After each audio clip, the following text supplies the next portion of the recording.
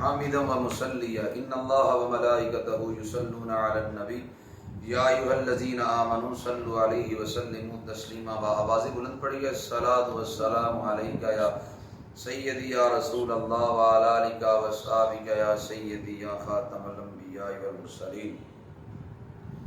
معزز سامعین و ناظرین، آج 9 رمضان المبارک کی نسبت کے ساتھ میں نامہ موضوع لیے آپ کی خدمت میں حاضر ہوا.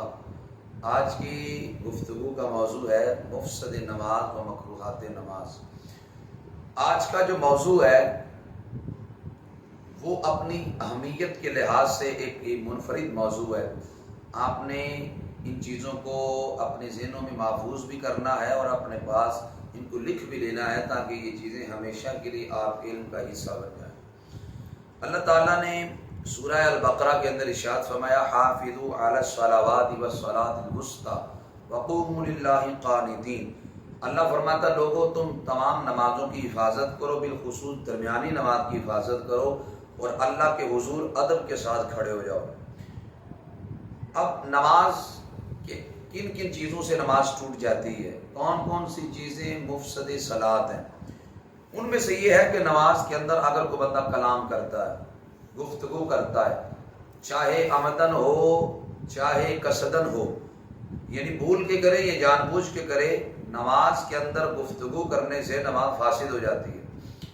اور اسی طرح جو مسبوق ہے، مسبوق اس بندے کو کہتے ہیں جس کی 1 2 یا 3 رکعات رہتی ہوں، جو بعد کے اندر آ کر امام سے شامل ہوا ہو، اسے مسبوق کہتے ہیں.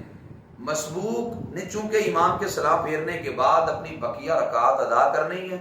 اگر مسبوق نے یہ سمجھ کر امام کے ساتھ سلام پھیر دیا کہ مجھے بھی امام کے ساتھ سلام پھیرنا چاہیے، اگر اس نے یہ سمجھ کر سلام پھیر دیا تو اس کی نماز فاسد ہو جائے گی، نماز ٹوٹ جائے گی.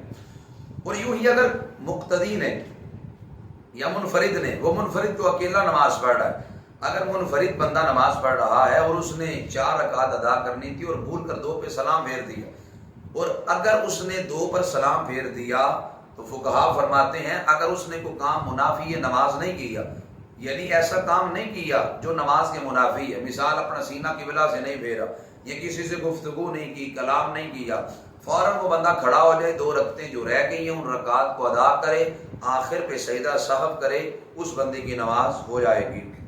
اور یوں ہی اگر کوئی بندہ نماز کے اندر کسی کو چھینک آئی اور اس نے کہا الحمدللہ، اور یہ بندہ اس کو کہتا ہے یرحمک اللہ، جواب کا ارادہ کیا، اس صورت میں اس بندے کی نماز ٹوٹ جائے گی.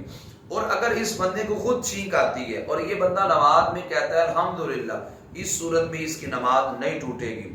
اور یوں ہی اگر نماز کے اندر اس نے کوئی خوشی کی خبر سنی اور خوشی کی خبر سن کر اس نے کہا الحمدللہ، تو اس نے چونکہ جواب کا ارادہ کیا، اگر جواب کا ارادہ کیا تو اس نمازی کی نماز فاسد ہو جائے گی.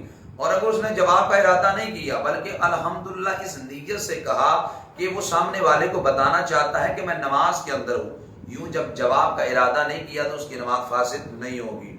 اور یوں ہی اگر امام کو لقمہ دیا گیا اور امام نے لقمہ لیا تو اس سے نماز فاسد نہیں ہوتی، امام کو لقمہ دینا بھی جائز ہے اور امام کا لقمہ لینا بھی جائز ہے. ہاں اگر مقتدی نے کسی اور سے سن کر امام کو لقمہ دیا اور وہ جس سے سن کے لقمہ دیا وہ نماز میں نہیں ہے، اس سے سن کر مقتدی نے امام کو لقمہ دیا اور امام نے وہ لقمہ لے لیا، تو امام نے اگر لقمہ قبول کر لیا امام کی نماز فاسد ہو جائے گی، باقی سب کی فاسد ہو جائے گی. اگر امام مقتدی کا لیا لقمہ نہیں لیتا، اس لیے کہ مقتدی کسی سے سن کر لقمہ دے رہا ہے اور جس سے سن کر لقمہ لے رہا ہے وہ نماز میں نہیں ہے، اگر اس مقتدی نے کسی سے سن کر لقمہ دیا تو امام اس لقمے کو نہ لے. امام جب لقمہ نہیں لے گا تو اس مقتدی کے لقمے دینے کی وجہ سے اس کی نماز ٹوٹ جائے گی. امام نہ لے، اگر امام لے گا تو امام کی بھی ٹوٹ جائے گی. اور یاد رکھیں ہاں نماز کے اندر لقمہ اگر مقتدی دیتا ہے امام لیتا ہے تو اس سے نماز فاسد نہیں ہوتی. نماز کے اندر لقمہ دینا بھی جائز ہے، لقمہ لینا بھی جائز ہے. اور پھر فوراً لقمہ نہ دیا جائے، فوراً لقمہ دینا یہ مکروہ ہے. اور یہ بھی بات یاد رکھیں کہ امام کو بھی، امام مقتدیوں کو لقمہ دینے پر مجبور نہ کرے.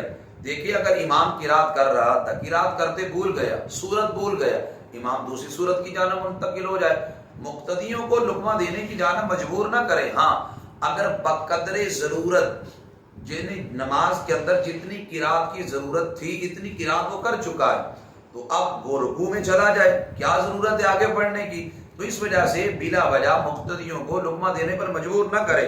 اور یہاں ایک سوال ہوتا ہے، اعلیٰ حضرت سے بھی سوال ہوا، اکثر لوگ بھی سوال کرتے ہیں کہ اگر مقتدی لقمہ دے، امام لقمہ لے لے، تو کیا اس لقمہ لینے کی وجہ سے سجدہ صاحب کی ضرورت ہے کہ نہیں؟ امام احمد رضا فاضل بریلوی رحمۃ اللہ تعالی علیہ آپ فرماتے ہیں کہ مقتدی لقمہ دے، امام لقمہ لے، اس سے سجدہ صاحب کی کوئی ضرورت پیش نہیں آتی۔ اور یوں ہی دو مسئلے بڑے اہم ہیں، ذرا دل کے کانوں سے ان دو مسئلوں کو سننا، وہ بڑے اہم مسائل ہیں۔ ان میں سے پہلا مسئلہ یہ ہے کہ امام 4 رکعتیں پڑھا رہا تھا قاعدہ اولا کے اندر، یعنی 2 رکعتوں کے بعد جو اتحیات میں بیٹھتے ہیں، قاعدہ اولا میں بیٹھا تھا، تشہد پڑھ کے امام نے تیسری رکعت کے لیے کھڑے ہونا تھا، لیکن امام بھول گیا، وہ تشہد سے زیادہ پڑھنے لگا۔ جب زیادہ پڑھ رہا ہے تو مقتدی کو خبر ہو جاتی ہے کہ پہلے قاعدے میں اتنی دیر تو نہیں ہوتی جتنی دیر امام نے کر دی۔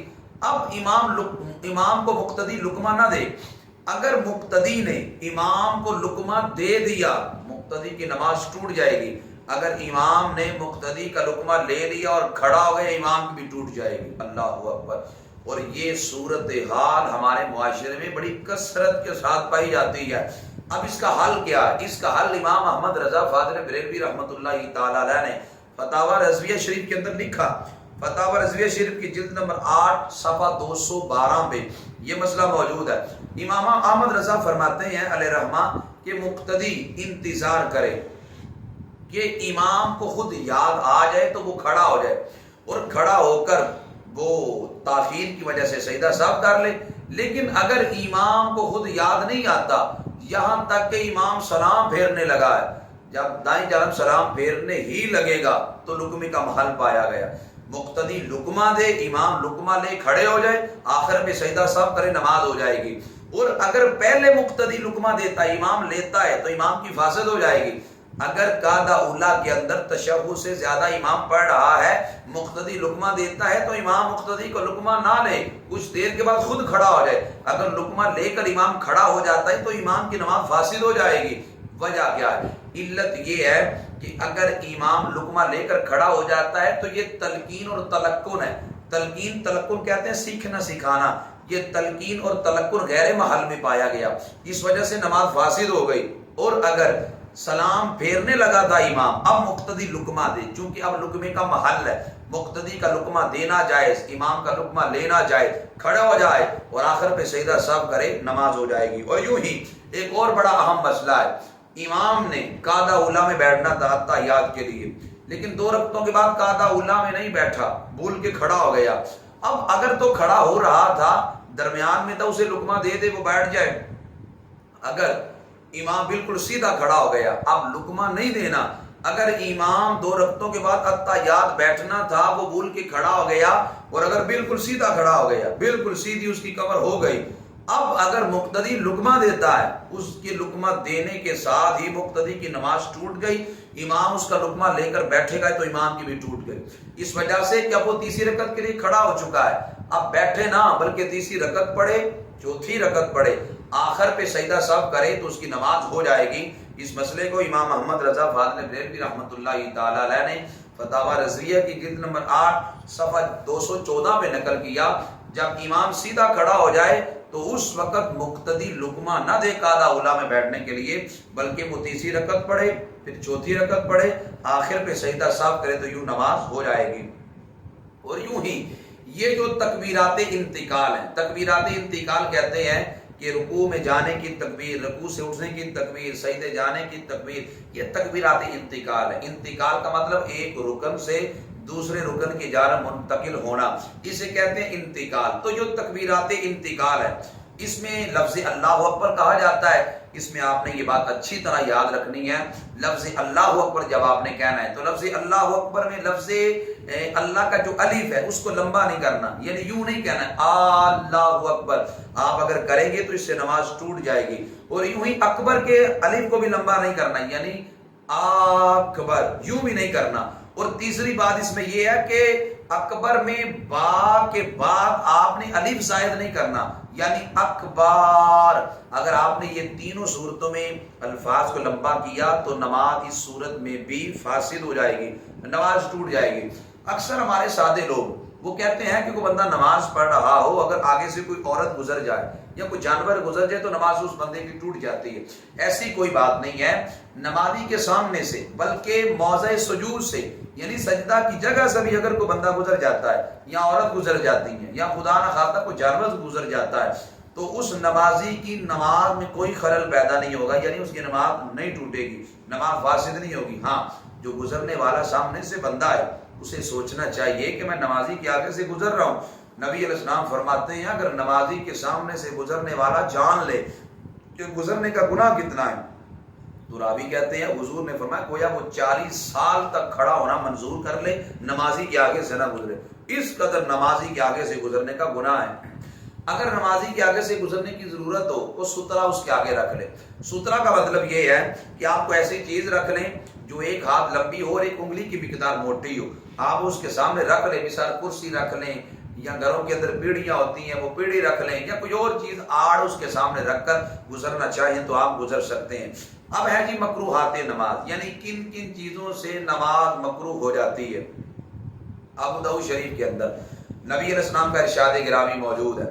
حضرت ابو ذر غفاری رضی اللہ تعالیٰ عنہ راوی ہیں، وہ فرماتے ہیں کہ رسول کریم صلی اللہ علیہ وسلم نے ارشاد فرمایا کہ لا یزال اللہ عز وجل مقبلا علی العبد وهو فی صلاتہ۔ حضور فرماتے ہیں کہ اللہ تعالیٰ بندے کی جانب متوجہ رہتا ہے، یعنی اللہ کی رحمت بندے کی جانب متوجہ رہتی ہے جب بندہ نماز میں ہوتا ہے۔ کب تک اللہ کی رحمت نمازی کی جانب متوجہ رہتی ہے؟ فرمایا ما لم یلتفت، جب تک نمازی دائیں بائیں متوجہ نہ ہو، جب تک نمازی دائیں بائیں متوجہ نہ ہوگا تب تک اللہ کی رحمت اس کی جانب متوجہ رہے گی۔ فَإِذَا الْتَفَتَ انصرف عنہ، جب مصلی جب نمازی دائیں بائیں متوجہ ہو جاتا ہے تو اللہ کی رحمت بھی اس سے ہٹ جاتی ہے۔ اگر نمازی چاہتا ہے کہ نماز میں اللہ کی رحمت اس کی جانب متوجہ رہے پھر وہ دائیں بائیں دھیان نہ کرے، دائیں بائیں توجہ نہ کرے بلکہ اللہ کی جانب توجہ کرے۔ بخاری شریف میں موجود ہے، حضرت حذیفہ بن یمان رضی اللہ تعالی عنہ نے رأى رجلا، ایک بندے کو دیکھا، لا یتم رکوعہ ولا سجودہ، جو رکوع سجدہ پورا نہیں کر رہا، یعنی رکوع جاتا ہے فوراً اٹھ جاتا ہے، سجدے جاتا ہے فوراً اٹھ جاتا ہے، یا مطلب یہ ہے کہ رکوع میں جاتا ہے اور اٹھتا ہے کمر سیدھی نہیں کرتا، فوراً سجدے میں چلے جاتا ہے، یوں ایک سجدہ کرنے کے بعد اطمینان سے نہیں بیٹھتا، فوراً دوسرے سجدے کو چلے جاتا ہے۔ دیکھا یہ رکوع سجدہ پورا نہیں کر رہا۔ حذیفہ بن یمان نے اس بندے کو بلایا اور بلا کر فرمایا ما صلیت، تو نے تو نماز ہی نہیں پڑھی، یعنی جو رکوع سجود کو پورا ادا نہیں کرتا گویا اس کی نماز ہی نہیں ہے۔ راوی کہتے ہیں وَأَحْسَبُهُ، میں یہ گمان کرتا ہوں آپ نے یہ بھی فرمایا وَلَوْ مُتَّ عَلَى غَيْرِ الْفِطْرَةِ الَّتِي فَطَرَ اللَّهُ مُحَمَّدًا صلی اللہ علیہ وسلم، گویا حضرت حذیفہ بن یمان فرمانے لگے اگر تو اسی حالت میں مر گیا تو اس حالت پہ نہیں مرے گا جو فطرت محمد صلی اللہ علیہ وسلم ہے، تو اس کے علاوہ حالت میں مرے گا۔ اور مسند احمد میں حدیث ہے، طلق بن علی رضی اللہ تعالیٰ عنہ سے مروی ہے، نبی علیہ السلام فرماتے ہیں لا ينظر اللہ عز وجل الى صلاة عبد لا يقیم فیہا صلبہ بین رکوعها وسجودها۔ نبی علیہ السلام فرماتے ہیں اللہ اس بندے کی نماز کی جانب نظر رحمت نہیں فرماتا کہ جو بندہ رکوع اور سجود میں اپنی پشت کو سیدھا نہیں کرتا، جب رکوع میں جائیں تو پشت کو سیدھا کریں، فرمایا اگر سیدھا نہیں کرو گے تو اللہ نظر رحمت نہیں فرمائے گا۔ اب ذرا توجہ کے ساتھ غور کے ساتھ حاضر دماغی ہو کر ان باتوں کو سنیے گا جو میں عرض کرنے لگا ہوں۔ نماز کے اندر کون کون سی کام مکروہ ہیں توجہ سے سنیے گا۔ فقہا فرماتے ہیں اگر کوئی بندہ نماز کے اندر اپنے کپڑوں سے کھیلتا ہے، نماز کے اندر اپنی داڑھی سے کھیلتا ہے، نماز کے اندر اپنے بدن سے کھیلتا ہے تو یہ کام نماز میں کرنا مکروہ تحریمی ہے۔ اور یوں ہی اگر کوئی بندہ کپڑا سمیٹتا ہے یعنی رکوع جاتے ہوئے اپنے کپڑے کو اٹھا لیا، اگر تو گرد مٹی سے بچنے کے لیے ہو پھر بھی مکروہ ہے، اور اگر بلا وجہ ہو تو یہ زیادہ مکروہ ہے۔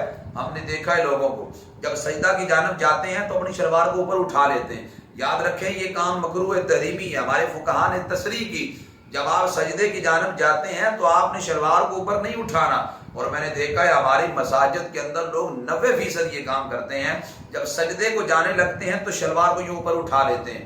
اس سے فقہاء نے منع کیا، نبی علیہ السلام نے کپڑا سمیٹنے سے نماز کے اندر منع کیا۔ اور یوں ہی کپڑا لٹکانا نماز کے اندر منع ہے۔ اب کپڑا لٹکانے کی، کپڑا اگر ہو تو میں وہ پریکٹیکل بھی کر کے دکھا دوں کہ کپڑا کس طرح نماز کے اندر لٹکانا جو ہے وہ منع ہے۔ اب اس کی صورتیں میں ابھی آپ کو عرض کر دیتا ہوں۔ مثال کے طور پر آپ کے پاس یوں کپڑا ہو، تو یوں کپڑا اگر آپ نے گلے کے اندر ڈالا ہے تو اس کی اگر دونوں سائڈیں، یوں بڑا کپڑا ہو تو دونوں سائڈیں اگر یوں لٹکتی رہیں تو یہ نماز کے اندر کپڑے کو اپنے گلے میں لٹکانا یہ مکروہ تحریمی ہے۔ یوں ہی اگر کوئی بندہ کپڑے کو یوں لٹکاتا ہے کہ کپڑے کا جو ایک حصہ ہے وہ پیٹ پہ ہے اور ایک حصہ یوں پیٹھ پہ ہے، اگر یوں کپڑے کو اس نے لٹکایا ہوا ہے تو یہ بھی مکروہ تحریمی ہے۔ ہاں، کراہت یوں ختم ہو جاتی ہے۔ مثال کے طور پر یوں گلے کے اندر کسی بندے نے کپڑا ڈالا ہے اور کپڑے کا جو ایک پلو ہے یہ وہ یوں اپنے کندھے پہ ڈال دے، اگر یوں کر دے گا تو اس طرح کرنے سے جو نماز کے اندر کراہت ہے وہ نماز کی کراہت ختم ہو جائے گی۔ اس لیے وہ میں آپ کو یوں پریکٹیکل کر کے دکھا دیتا ہوں کہ کس انداز کے اندر نماز ٹوٹ جاتی ہے۔ مثال کے طور پر یہ میرے ہاتھ میں پڑھنا ہے، اگر کوئی بندہ یوں اپنے کندھے میں لٹکا کے نماز پڑھتا ہے تو یہ مکروہ تحریمی۔ اور اسی طرح ایک اس کا جو پلو ہے پیٹ پہ ڈال دیتا ہے اور ایک پیٹھ پہ ڈال دیتا ہے، اس طرح بھی نماز پڑھنا مکروہ تحریمی ہے، اور یوں کراہت ختم ہو جائے گی۔ مثال کے طور پر وہ جو نمازی ہے وہ یوں کر لے، مثال کے طور پر یوں گلے میں ڈالنا ہے اور ایک جو پلو ہے کپڑے کا وہ یوں کندھے پہ ڈال دے، اگر یوں کر لے گا تو نماز کی جو کراہت ہے وہ کراہت نماز کی جاتی رہے گی۔ اور یوں ہی اپنی جو آستین ہے ان آستین کو لپیٹ کر نماز پڑھنا۔ مثال کے طور پر ہم جب وضو کرتے ہیں نا تو لوگ دیکھتے ہیں رکعت نکل رہی ہے، دوڑتے ہوئے شامل ہو جاتے ہیں۔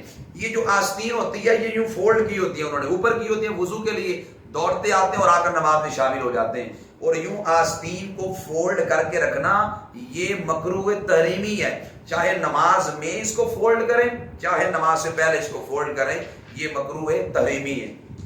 اور یوں ہی نمازی کو شدت کا پیشاب آیا تھا، یعنی سخت پیشاب آیا تھا، اس صورت میں نماز پڑھنا مکروہ تحریمی ہے۔ یا بڑے پیشاب کی حاجت تھی یا شدید گیس اس کے پیٹ میں ہو چکی تھی، ان تینوں صورتوں میں نماز پڑھنا بھی مکروہ تحریمی ہے۔ اور یوں ہی نماز کے اندر انگلیاں چٹخانا، جسے ہم پنجابی میں کڑاکے نکالنا کہتے ہیں، انگلیاں چٹخانا یہ مکروہ تحریمی ہے نماز کے اندر۔ اور یہ مسئلہ اکثر لوگ اس میں مبتلا ہیں۔ وہ مسئلہ یہ ہے کہ تشبیک مکروہ ہے۔ تشبیک کہتے ہیں یوں انگلیوں میں انگلیاں ڈال کے بیٹھنا، یہ مکروہ ہے، نماز کے اندر بھی مکروہ ہے۔ اور جب مسجد میں لوگ آ کر نماز کے انتظار میں بیٹھے ہوتے ہیں اس وقت بھی انگلیوں میں انگلیاں ڈال کے بیٹھنا منع ہے۔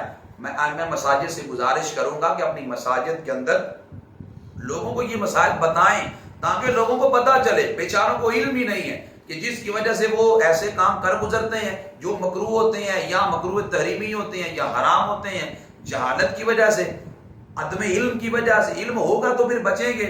یوں نماز کے انتظار میں بیٹھنا انگلی میں انگلیاں ڈال کے یہ منع ہے۔ حدیث شریف اس پہ سن لیں، جامع ترمذی کی حدیث ہے، نبی علیہ السلام فرماتے ہیں اذا توضأ احدکم فاحسن وضوءہ، فرمایا جس نے اچھی طرح وضو کیا ثم خرج عامدا الى الصلاۃ، پھر نماز کے لیے مسجد کی جانب نکل پڑا، میرے حضور فرماتے ہیں فلا یشبکن بین اصابعہ، پھر اپنی انگلیوں کے درمیان تشبیک نہ کرے، یعنی وضو کر کر گھر سے نکل پڑا، اب گھر سے نکلتے ہی انہ فی الصلاۃ، میرے آقا فرماتے ہیں وہ نماز میں ہے، یعنی اللہ اس کو نماز کا ثواب عطا کر رہا ہے، وہ راستے میں جا رہا ہے وہ نماز میں ہے۔ یوں انگلیوں میں انگلیاں نہ ڈالے، مسجد میں جا کے بیٹھ گیا یوں انگلیوں میں انگلیاں ڈال کے نہ بیٹھے، نبی علیہ السلام نے اس سے منع کیا۔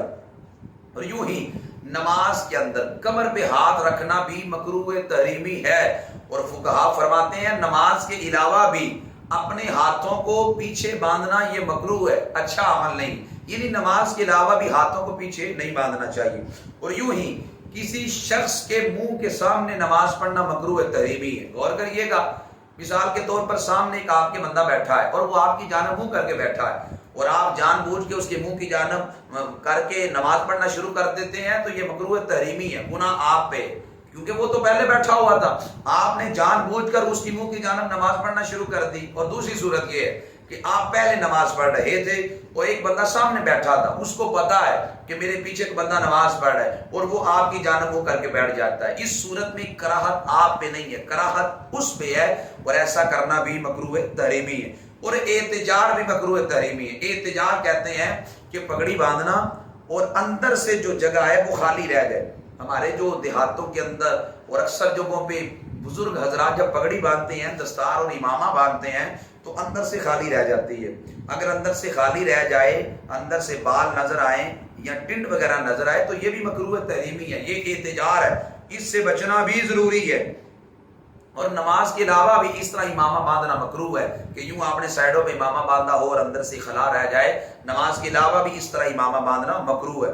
اور یوں ہی نماز کے اندر ناک یا منہ چھپا کے نماز پڑھنا یہ بھی مکروہ ہے۔ نماز کے اندر نہ تو ناک چھپائیں گے نہ منہ چھپائیں گے، اور بلا ضرورت کھنگار بھی نہیں نکالیں گے، یوں کھنگار نکالنا بلا وجہ، ضرورت تو امام قرات کر رہا ہے، قرات میں حرج آ رہا ہے، الفاظ کی ادائیگی صحیح نہیں ہو رہی، تو امام بھی دوبارہ اجازت ہے، باقی مقتدی چونکہ آہستہ پڑھتا ہے، اس وجہ سے بلا وجہ کھنگارنا بھی نماز کے اندر مکروہ تحریمی ہے۔ اور یوں ہی جس کپڑے پر جاندار کی تصویر بنی ہو، اس کپڑے کو پہن کے نماز پڑھنا بھی مکروہ تحریمی ہے۔ اور فقہا فرماتے ہیں نماز کے علاوہ بھی ایسا کپڑا پہننا منع ہے کہ جس کپڑے پہ جاندار کی تصویر بنی ہو۔ اب تو رواج چل گیا، 14 اگست آتی ہے، بچے قائد اعظم علامہ اقبال کی تصویریں بنی ہوتی ہیں کپڑوں پہ، ان کپڑوں کو پہنتے ہیں، اور چھوٹے بچوں کو تو ہم تصویر والے کپڑے عموماً پہناتے رہتے ہیں۔ یہ نماز کے علاوہ بھی مکروہ ہے، اور یہاں یہ مسئلہ بھی اہم ہے اور بہت ضروری ہے۔ اگر آپ نماز پڑھ رہے، آپ کے سامنے تصویر لگی ہے، آپ کی نماز نہیں ہو رہی، آپ کے دائیں تصویر لگی، آپ کی نماز نہیں ہو رہی، آپ کے بائیں تصویر لگی، آپ کی نماز نہیں ہو رہی، آپ کے پیچھے تصویر لگی، آپ کی نماز نہیں ہو رہی، اگر آپ کے اوپر چھت پہ نظر آ رہی ہے سامنے تصویر لگی ہے تو آپ کی نماز نہیں ہو رہی۔ ہاں آگے کراہت زیادہ ہے، پیچھے تصویر ہے تو کراہت کم ہے، البتہ اس صورت میں تصویر آپ کی لگی ہو تو یہ مکروہ تحریمی ہے، حرام کے قریب ہے۔ میرا مشورہ تو یہ ہے کہ آپ اپنے گھروں سے جو تصاویر آپ نے آویزاں کر رکھی ہوتی ہیں ان تصاویر کو نکالیں۔ تصاویر میرے حضور کا فرمان ہے، نبی علیہ السلام فرماتے ہیں جس گھر میں تصویر ہو رحمت کے فرشتے نہیں آتے، تو ہم نے برکتوں کے لیے تصویروں کو آویزاں کر رکھا ہے، میرے حضور فرماتے ہیں رحمت کے فرشتے نہیں آتے، کیسے تصویروں سے برکت ہوگی؟ اس لیے اگر آپ نے تصویریں رکھی بھی ہیں ان کو الٹا کر دیں یا ان کے کپڑا ڈال دیں یا انہیں ڈھانپ کر رکھیں، اس صورت میں جو کراہت ہے وہ ختم ہو جائے گی۔ وہ کوئی بندہ یہ نہ کہے کہ اگر تصویر سے نماز نہیں ہوتی تو تمہارے جیب کے اندر بھی تو پیسے ہوتے ہیں نا، اس میں تو بابا قائد اعظم کی تصویر ہے، تو پھر تو فقہا فرماتے ہیں تھیلی میں پیسے ہیں یا جیب میں پیسے ہیں، وہ اس میں کراہت نہیں، اس لیے کہ وہ ڈھکے ہوئے ہیں، نظر نہیں آ رہے، اس صورت کے اندر کراہت نہیں ہے۔ اور اگر کوئی بندہ الٹا قرآن پاک پڑھتا ہے تو یاد رکھیں الٹا قرآن پاک پڑھنا یہ مکروہ تحریمی ہے، گناہ ہے، الٹا قرآن پاک نہیں پڑھیں گے۔ مثال کے طور پر آپ نے پہلی رکعت کے اندر سورہ اخلاص پڑھی ہے یعنی قل هو اللہ احد، اور دوسری رکعت کے اندر آپ سورہ فلق پڑھیں گے، پیچھے نہیں جائیں گے، یعنی سورہ اخلاص جو پچھلی ہے سورہ لہب یعنی تبت یدا ابی لہب وتب، وہ آپ نہیں پڑھیں گے، اگر پڑھیں گے تو الٹا قرآن پاک ہوگا، اور سورہ لہب کے بعد آپ پیچھے سورہ نصر نہیں پڑھیں گے، اذا جاء نصر اللہ، یہ نہیں پڑھیں گے، اگر پڑھیں گے تو یہ الٹا قرآن پڑھنا ہے، اور الٹا قرآن پڑھنا مکروہ تحریمی ہے۔ ضمناً بات کرتا ہوں، اکثر مدارس کے اندر بچوں کو حفاظ کرام جو ہے اور جو اساتذہ ہیں وہ اماں پارا پہلے پڑھاتے ہیں، تو کوئی یہ نہ کہے وہاں بھی تو الٹا پڑھاتے ہیں، وہاں مجبوری ہے۔ اگر بچوں کو ابتدا میں سورہ بقرہ کی جانب سے لگا دیا جائے گا تو بچہ کہے گا پہلی سورہ 2.5 پاروں میں مشتمل، میں کیسے پڑھوں گا؟ یوں اس کو مجبوری کے تحت چھوٹی چھوٹی صورتیں تاکہ یاد کر اس کا ذہن کھل جائے، اس کی اجازت ہے، اور کسی کو الٹا قرآن پاک پڑھنے کی اجازت نہیں، یہ مکروہ تحریمی ہے۔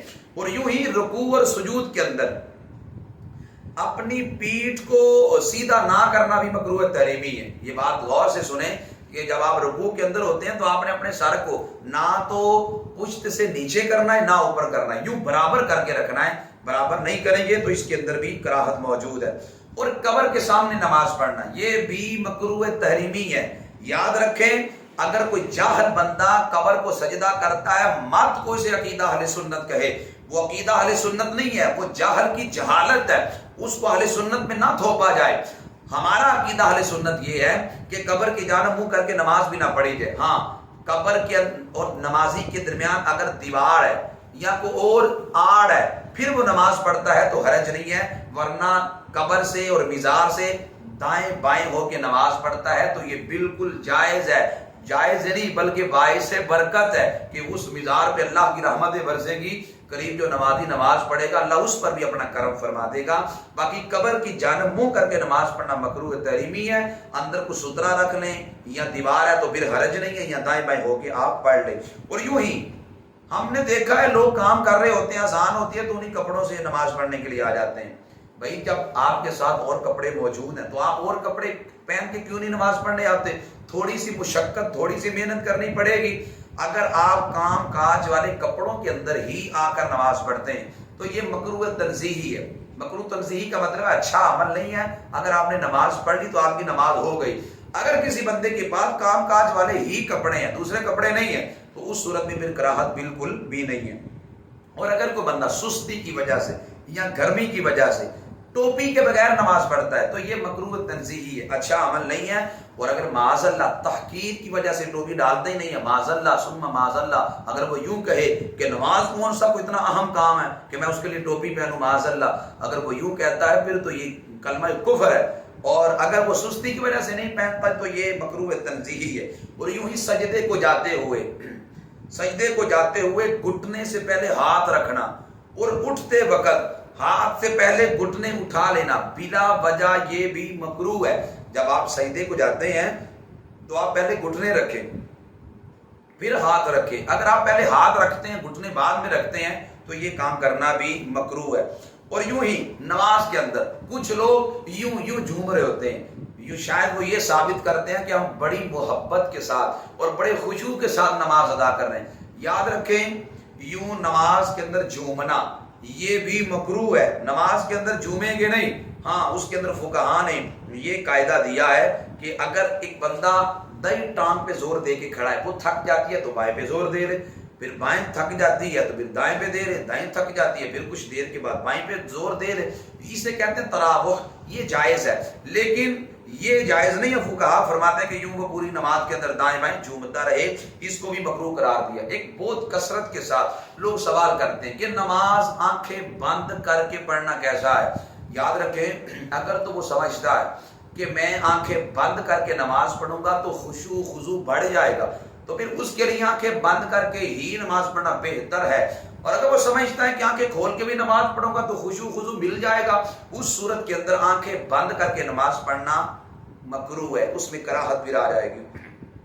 اور یوں ہی کچھ لوگ کہتے ہیں کہ بندہ سامنے سو رہا ہو تو پیچھے اس کے نماز کو بندہ نہیں پڑھ سکتا، یہ مکروہ ہے، ایسی بات کوئی نہیں۔ مصحف یعنی قرآن پاک سامنے پڑھا ہو، تلوار پڑی ہو یا کوئی سامنے کو بندہ سو رہا ہو، اس کی جانب منہ کر کے نماز پڑھنے کے اندر کوئی کراہت موجود نہیں۔ یوں ہی اگر بہت زیادہ آگ جل رہی ہے تو اس صورت میں اس کی جانب منہ کر کے نماز پڑھنا اچھا نہیں ہے، لیکن کوئی سامنے کوئی ایسی چیز، مثال تھوڑی بہت آگ جل رہی ہے یا ہیٹر وغیرہ عموماً رکھے جاتے ہیں سردیوں کے اندر، ہیٹر چل رہے ہیں تو اس کی جانب اگر یا موم بتی چل رہی ہے تو اتنی تھوڑی بہت آگ ہو تو اس کی جانب منہ کر کے نماز پڑھنا بالکل بھی مکروہ نہیں ہے۔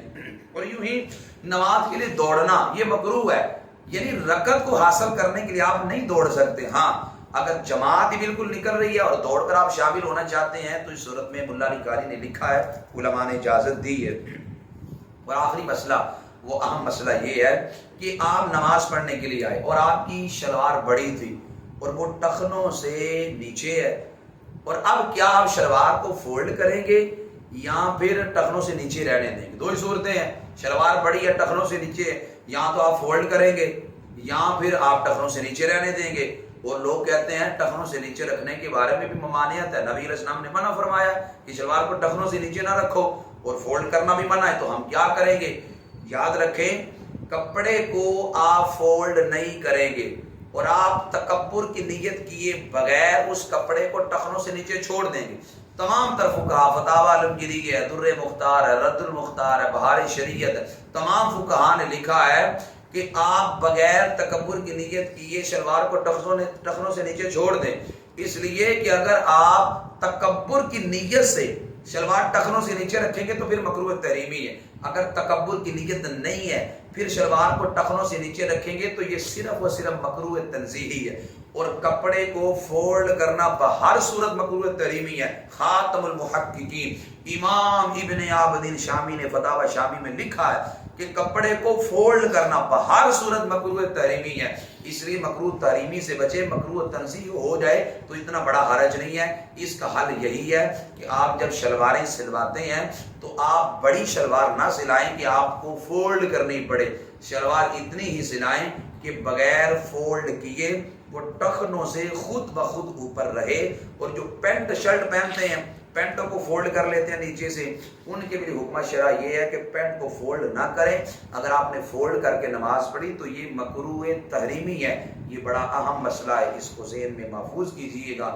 یہ میں نے چند مسائل جو کہ نماز کی مکروہات آپ کی خدمت میں عرض کیے، میرا کام صرف پہنچا دینا تھا، وما علی الا البلاغ، میرا کام پہنچا دینا تھا، ان کو یاد کرنا، ان کو لکھنا، امت مسلمہ تک ان کو پہنچانا، یہ آپ سب کی ذمہ داری ہے۔ دعا کرتا ہوں اللہ ہمیں اس ذمہ داری کو ادا کرنے کی توفیق عطا فرمائے۔ وما علی الا البلاغ۔